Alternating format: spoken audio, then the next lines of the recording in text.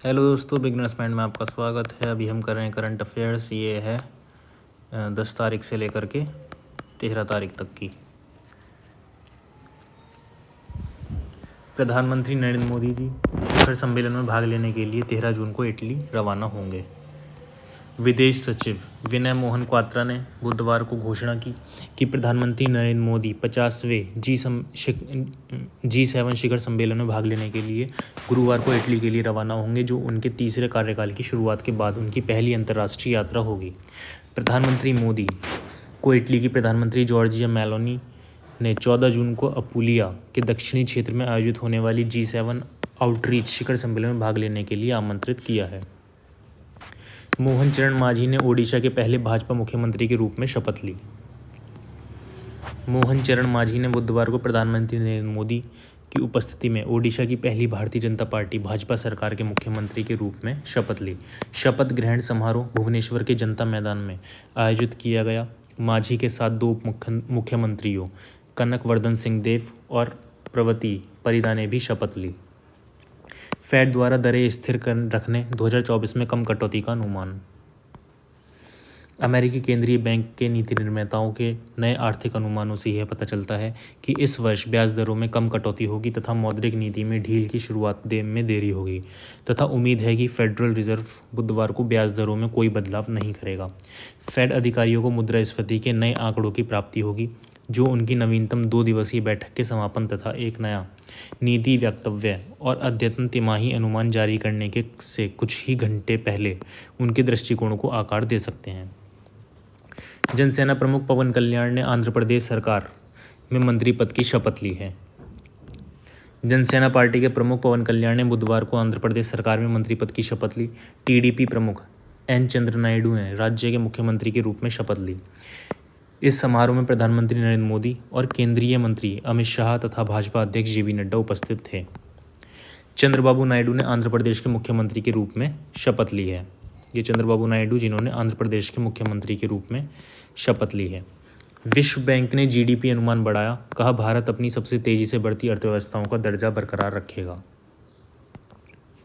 विश्व बैंक ने चालू वित्त वर्ष 2024-25 के लिए भारत के सकल घरेलू उत्पाद की वृद्धि दर के अनुमान को 20 आधार अंकों से बढ़ाकर 6.6% कर दिया है, जो जनवरी में लगाए गए 6.4% के अनुमान से अधिक है। विश्व बैंक ने कहा कि भारत विश्व की सबसे बड़ी अर्थव्यवस्थाओं में से सबसे तेजी से बढ़ने वाली अर्थव्यवस्था बना रहेगा, हालांकि इसके विस्तार की गति धीमी होने की उम्मीद है। अमेरिकी राष्ट्रपति जो बाइडेन के बेटे हंटर को बंदूक खरीदने के लिए नशीली दवाओं के इस्तेमाल के बारे में झूठ बोलने पर दोषी पाया गया। राष्ट्रपति जो बाइडेन के बेटे हंटर बाइडेन को मंगलवार को एक जूरी ने बंदूक खरीदने के लिए अवैध नशीली दवाओं के उपयोग के बारे में झूठ बोलने का दोषी ठहराया, जिससे वह किसी अपराध के लिए दोषी ठहराए जाने वाले किसी पदस्थ अमेरिकी राष्ट्रपति के पहले बच्चे बन गए हैं। बाइडेन के गृहनगर विल्मिंगटन डेलावेयर में 12 सदस्यीय जूरी ने प्रतिवादी को उसके विरुद्ध सभी 3 मामलों में दोषी पाया। चीन भीषण गर्मी की चपेट में, भारत लंबे समय से चल रही गर्म लहर की चपेट में। इस सप्ताह उत्तरी और मध्य चीन के कुछ हिस्सों में तापमान रिकॉर्ड ऊंचाई पर पहुंच रहा है, जबकि पूर्व में भीषण सूखे से फसलों को भी खतरा है, क्योंकि एशिया भर के देश एक बार फिर चरम मौसम की गर्मी के लिए खुद को तैयार कर रहे हैं। राज्य मौसम पूर्वानुमानकर्ता ने कहा कि चीन को कई दिनों तक भीषण गर्मी का सामना करना पड़ेगा और बुधवार को उत्तरी हेबेई प्रांत में तापमान 42 डिग्री सेल्सियस 107.6 डिग्री फ़ारेनहाइट तक पहुँचने की संभावना है। T20 विश्व कप। न्यूयॉर्क में भारतीय वाणिज्य दूतावास ने टीम इंडिया के स्वागत में रिसेप्शन का आयोजन किया। न्यूयॉर्क में भारतीय वाणिज्य दूतावास ने मंगलवार को टीम इंडिया के स्वागत में एक रिसेप्शन का आयोजन किया। यह पहली बार है कि भारतीय राष्ट्रीय टीम न्यूयॉर्क में क्रिकेट खेल रही है, जबकि विश्व कप पहली बार अमेरिका में आयोजित किया जा रहा है। इस कार्यक्रम के दौरान भारतीय क्रिकेट टीम के मुख्य कोच राहुल द्रविड़ के साथ साथ टीम के सदस्यों ने वहां मौजूद भारतीय प्रवासी नेताओं से बातचीत की।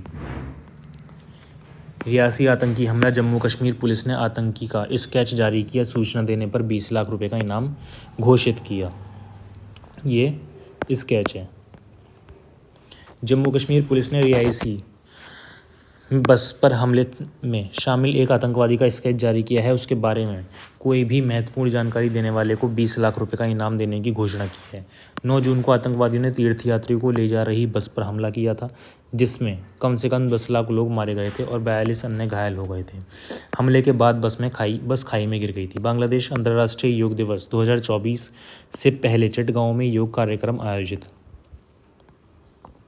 अंतर्राष्ट्रीय योग दिवस 2024 से पहले मंगलवार को बांग्लादेश के चटगांव में एक कर्टन रेजर योग कार्यक्रम आयोजित किया गया। चटगांव में भारत के सहायक उच्चायोग ने इनायत बाजार महिला कॉलेज और क्वांटम फाउंडेशन के सहयोग से महिला सशक्तिकरण के लिए योग थीम के इस कार्यक्रम का आयोजन किया। योग सत्रों में 150 से ज़्यादा छात्राओं ने उत्साहपूर्वक भाग लिया, जिनमें ज़्यादातर लड़कियां थीं। सामरिक परमाणु हथियार क्या है और रूस अभ्यास क्यों कर रहा है? रूस और उसके सहयोगी बेलारूस सामरिक परमाणु हथियार की तैनाती का अभ्यास कर रहे हैं। ये हथियार क्या है, इनका प्रयोग किस प्रकार किया जा सकता है तथा हम इन अभ्यासों के बारे में क्या जानते हैं? सामरिक परमाणु हथियार क्या है और वे कितने शक्तिशाली हैं? सामरिक परमाणु हथियार युद्ध के मैदान में इस्तेमाल के लिए बनाए जाते हैं, जबकि सामरिक हथियार दुश्मन के शहरों को नष्ट करने के लिए लंबी दूरी तक दागे जाने के लिए बनाए जाते हैं। अंतर्निहित भौतिकी एक ही है, जिसमें भारी मात्रा में ऊर्जा जारी करने के लिए परमाणु विखंडन और संलयन प्रतिक्रियाओं का उपयोग किया जाता है।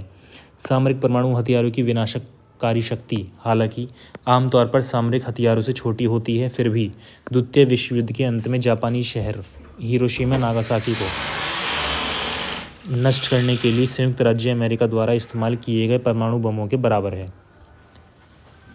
पेरिस ओलंपिक के लिए भारतीय राइफल पिस्टल टीम की घोषणा।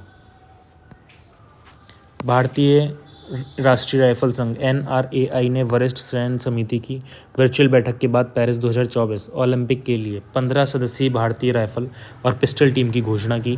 2 बार की ओलंपिक महिला पिस्टल स्टार मनु भास्कर महिलाओं की 10 मीटर एयर पिस्टल और महिलाओं की 25 मीटर पिस्टल दोनों स्पर्धाओं में भाग।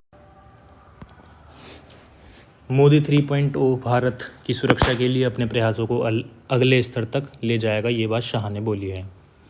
मंगलवार को केंद्रीय मंत्री और सहकारिता मंत्री का पदभार संभालने के बाद वरिष्ठ भाजपा नेता अमित शाह ने कहा कि मोदी सरकार आतंकवाद और नक्सलवाद के खिलाफ सुरक्षा कवच के रूप में भारत की सुरक्षा को मजबूत करेगी। शाह ने लगातार दूसरी बार गृह मंत्री के रूप में कार्यभार संभाला। वे 2019 से इस पोर्टफोलियो को संभाल रहे थे। कर्नाटक लोकप्रिय अभिनेता दर्शन थुगुदीपा हत्या मामले में हिरासत में। कन्नड़ अभिनेता दर्शन थुगुदीपा को मंगलवार को एक हत्या के मामले में हिरासत में लिया गया।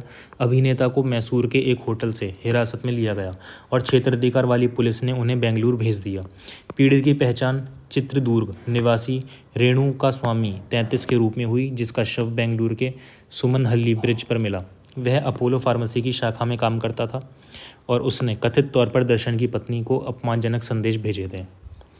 प्रधानमंत्री मोदी को कतर के आमिर से बधाई कॉल मिली। दोनों नेताओं ने संबंधों को और मजबूत करने की प्रतिबद्धता दोहराई। प्रधानमंत्री नरेंद्र मोदी और कतर के अमीर शेख तामिम बिन हमद अल थानी ने मंगलवार को टेलीफोन पर बातचीत की, जिसके दौरान उन्होंने दोनों देशों के बीच संबंधों को और मजबूत करने की अपनी प्रतिबद्धता की पुष्टि की। प्रधानमंत्री कार्यालय की ओर से जारी बयान के अनुसार प्रधानमंत्री मोदी ने कतर के आमिर को भारत के लोगों के प्रति उनकी हार्दिक शुभकामनाओं और सकारात्मक भावनाओं के लिए धन्यवाद दिया। दोनों नेताओं ने फरवरी में प्रधानमंत्री मोदी की कतर यात्रा को भी याद किया, जिसमें भारतीय नेता ने शेख तामिम बिन हमद अल थानी को जल्द से जल्द भारत आने का निमंत्रण दिया था। वृद्धावस्था के लिए योग AIIA ने अंतर्राष्ट्रीय योग दिवस से पहले जागरूकता कार्यक्रम आयोजित किया। ये जागरूकता कार्यक्रम है जो आयोजित किया है। अंतर्राष्ट्रीय योग दिवस से पहले सोमवार को दिल्ली स्थित अखिल भारतीय आयुर्विज्ञान संस्थान AIIA में वृद्धावस्था के लिए योग शीर्षक से एक जागरूकता व्याख्यान का आयोजन किया गया। प्रतिवर्ष 21 जून को मनाया जाने वाला अंतर्राष्ट्रीय योग दिवस योग की प्राचीन भारतीय पद्धति का सम्मान करता है, जो एक मन शरीर अनुशासन है, जो समग्र स्वास्थ्य और कल्याण को बढ़ाने के लिए शारीरिक आसन, श्वास व्यायाम और ध्यान को जोड़ता है। संयुक्त राष्ट्र सुरक्षा परिषद ने इजराइल हमास युद्ध विराम योजना का समर्थन किया। संयुक्त राष्ट्र सुरक्षा परिषद ने सोमवार को गाजा पट्टी में इजरायल और हमास के बीच युद्ध विराम के लिए राष्ट्रपति जो बाइडेन द्वारा प्रस्तुत प्रस्ताव का समर्थन किया और फिलिस्तीनी आतंकवादियों से 8 महीने से चल रहे युद्ध को समाप्त करने के उद्देश्य से इस समझौते को स्वीकार करने का आग्रह किया। हमास ने अमेरिका द्वारा तैयार प्रस्ताव को अपनाए जाने का स्वागत किया और एक बयान में कहा कि वह योजना के सिद्धांतों को लागू करने में मध्यस्थों के साथ सहयोग करने के लिए तैयार है, जो हमारे लोगों की मांगों और प्रतिरोध के अनुरूप है। ब्रिक्स ने सदस्य देशों के बीच व्यापार में स्थानीय मुद्राओं के उपयोग को बढ़ाने का आह्वान किया। ब्रिक्स देशों के विदेश मंत्रियों ने सोमवार को रूस के निजनी नोवगोरोड में मुलाकात की और कई चर्चाएं की, जिनमें ब्रिक्स देशों के बीच व्यापार और वित्तीय लेन देन में स्थानीय मुद्राओं के उपयोग को बढ़ाने पर एक महत्वपूर्ण चर्चा भी शामिल थी। बैठक में मंत्रियों ने वैश्विक वित्तीय ढांचे में व्यापक सुधार की आवश्यकता को मान्यता दी। संयुक्त वक्तव्य के अनुसार उन्होंने जोहान्सबर्ग द्वितीय घोषणा पत्र के पैराग्राफ 45 को याद किया, जिसमें ब्रिक्स देशों के वित्त मंत्रियों और केंद्रीय बैंक गवर्नरों को स्थानीय मुद्राओं, भुगतान साधनों और प्लेटफॉर्मों के मुद्दे पर विचार करने और ब्रिक्स नेताओं को रिपोर्ट करने का कार्य सौंपा गया। अमेरिकी सेना ने अदन की खाड़ी में 2 जहाज़ों पर हौती मिसाइल हमलों की पुष्टि की है। अमेरिकी सेंट्रल कमांड सेंटकॉम ने रविवार को कहा, यमन के हौती ने पिछले 24 घंटों में अदन की खाड़ी में मिसाइल हमलों में 2 वाणिज्यिक जहाज़ों को क्षतिग्रस्त कर दिया। यह मलेशिया समूह द्वारा अंतर्राष्ट्रीय समुद्री शिपिंग के खिलाफ जारी अभियान का हिस्सा है। सेंटकॉम ने कहा कि ईरान समर्थित हूथियों ने लाइबेरिया के झंडे वाले और स्विस स्वामित्व वाले कंटेनर जहाज ताववीशी पर एंटी शिप बैलिस्टिक मिसाइल से हमला किया। सेंटकॉम के अनुसार जहाज क्षतिग्रस्त हो गया, लेकिन कोई चालक दल घायल नहीं हुआ। बांग्लादेश भारत के माध्यम से भूटान से जलविद्युत आयात करने का इच्छुक, शेख हसीना ने यह बात बोली है। बांग्लादेश की प्रधानमंत्री शेख हसीना ने रविवार को नई दिल्ली में भूटान के प्रधानमंत्री दाशो शेरिंग तोब्गे से मुलाकात के दौरान भारत के माध्यम से भूटान से जलविद्युत आयात करने की अपनी देश की इच्छा दोहराई। बांग्लादेश के प्रधानमंत्री और उनके भूटानी समकक्ष नरेंद्र मोदी के लगातार तीसरी बार भारत के प्रधानमंत्री के रूप में शपथ ग्रहण समारोह में भाग लेने के लिए नई दिल्ली में थे। बैठक के बाद मीडिया ब्रीफिंग के दौरान बांग्लादेश के विदेश मंत्री डॉक्टर हसन महमूद ने कहा कि भूटान से जलविद्युत के आयात के लिए भारत को शामिल करते हुए एक त्रिपक्षीय समझौते की आवश्यकता होगी और हमने यह मामला पहले ही भारत के माध्यम में ला दिया है। ठीक है, तो करंट अफेयर समाप्त हो गई। धन्यवाद। अब मिलेंगे अगली करंट अफेयर में।